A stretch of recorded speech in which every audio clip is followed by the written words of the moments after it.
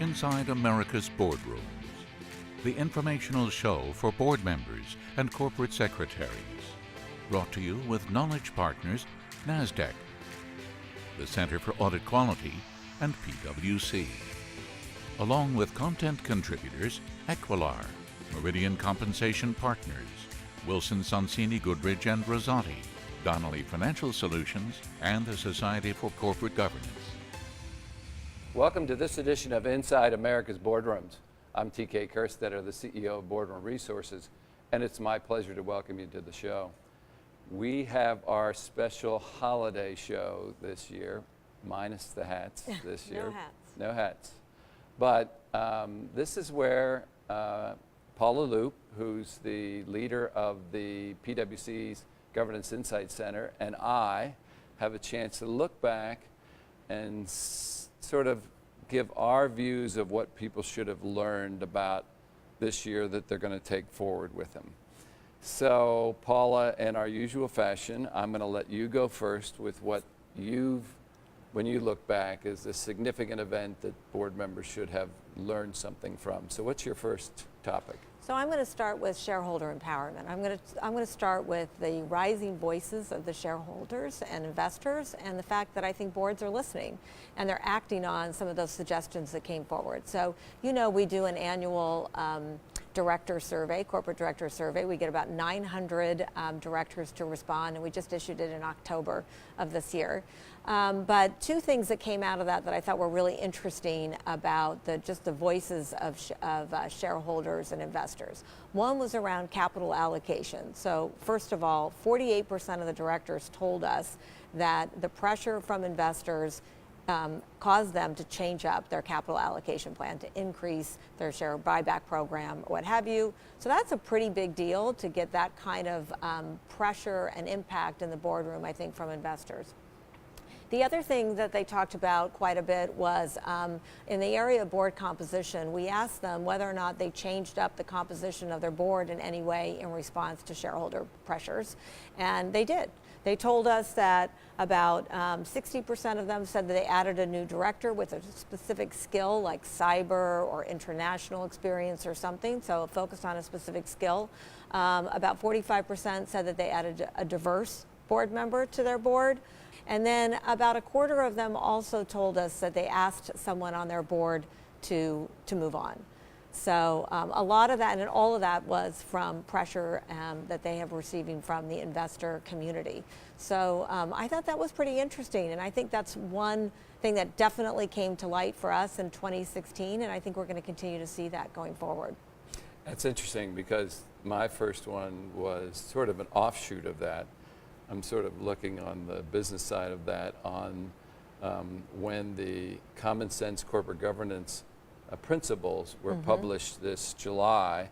It was a group of very influential people, and I believe it was headed by Jamie Dimon from JP Morgan, but it had people like Warren Buffett, and there was BlackRock and Vanguard CEOs represented. There were other CEOs represented from IBM and I think GM, and so whatever. There was even an activist and Warren Buffett, which is probably a pretty good individual from the experience side. But the whole point, I think, of that was that there's so much noise in this shareholder, and everybody's coming at them from different angles, and they just wanted to create sort of what was a logical sort of reference piece for that boards could follow to say, if you follow this, you know, this will help you keep within the bounds of what's going on. It's almost like a baseline, right? Like if nothing else, you should think about these principles as a baseline to where you go. But the most important part of that was the emphasis to tell boards to think long term. And what's really important about that is Fink and McNabb from BlackRock and Vanguard really are very strong proponents in their annual letters and what they do to say, listen, we're in this for the long haul. We want you to think long term. Don't feel the pressure to be influenced to have to make short-term decisions, you know, relative to that.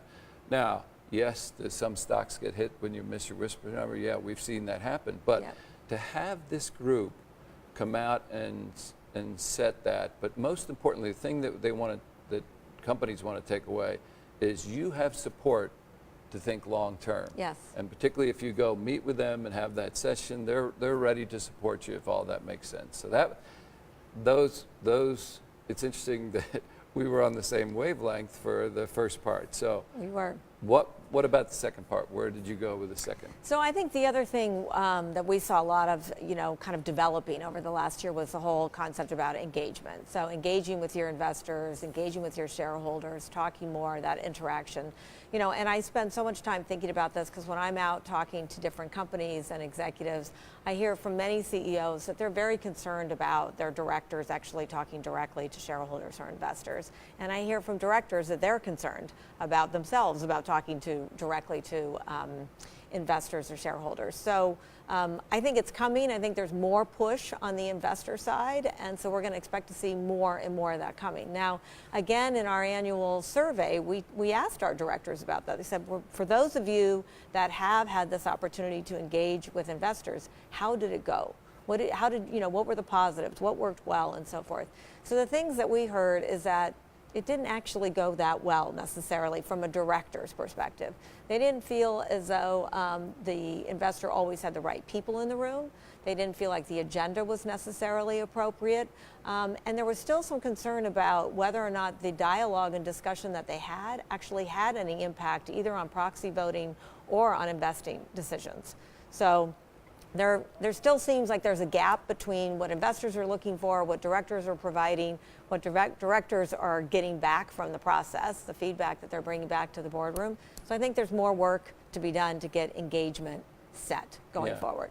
Well, it's funny, my second one that I think was most influential was in the engagement space too. And I really can't find, this is where I have a problem on the sort of the pro business. I really can't find a logical reason why the board of directors won't have some conversation with the investors who put them in those seats and who obviously who they represent. So now I understand that the downside of this is some people take advantage of that and they'll put directors in situations to embarrass them or to make it uncomfortable for them. But that is such a minority. I mean, when you It really does sound like it is a minority. I agree. Most of them just want to have that conversation. So if they have a concern, if a BlackRock or a CalSTRS has a concern, they want to meet with somebody. Okay. But at the same time, all of them spoke to be open to somebody that comes in that has something occur in their business that will help give a better perspective to the investor. They want to share with the investor, right? The other thing that's important to recognize, I think, is it's not necessarily about directors talking, right? A lot of it has to be listening. So, because I always hear from directors and even from CEOs that they're worried about Reg FD and all that, but if you go through the process with the mindset, I'm going to do more listening than I am talking, you're probably going to get in a lot less trouble. Yeah. So we haven't created much diversity here because both of our ideas the themes are consistent. Being the same. Yeah. So here we go. We'll give it one more try. So what was your third and final piece that you? So my third and final piece is really, I think, around the importance of succession planning at the board level. Okay. I'm pretty close, but go ahead. You're close to that one? All right. So, I think, we've been talking forever about succession planning for CEOs, and obviously that's critical. But I think what's coming to light more is just the whole issue around board composition, making sure you have the right people in the boardroom. And I think that takes really robust and deep and thoughtful board succession planning. And it's got to start today to make sure you're in the right place, or your board is in the right place over the next couple of years. This can't be something you pick up and put down and don't really focus on.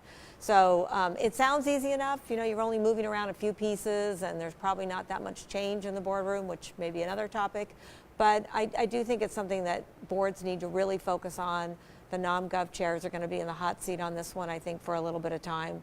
So I think we'll hear more about this one for sure also next year.